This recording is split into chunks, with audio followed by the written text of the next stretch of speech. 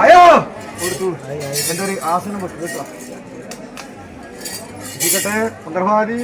ഏതെല്ലാം പ്രകാരത്തിങ്കൽ ആമിപ്പോഴല്ലേ അന്ന് എന്റെ കാളകാട് മന്ത്രവാദി വളത്തടയിൽ കൈയെടുക്കുന്ന കാലനേരത്തിങ്കല് അന്ന് അതിഭയങ്കരിയായിരിക്കുന്ന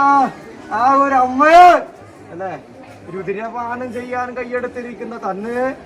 അമ്മയുടെ ത്രിമധുരം മന്ത്രവാദി എന്ന് വിശേഷിച്ചിട്ട് ഉഗ്രസ്വരൂപിണിയായിരിക്കുന്ന അമ്മയെ മാതൃസ്വരൂപിണിയായിട്ട് അല്ലേ അനുഗ്രഹമേറ്റി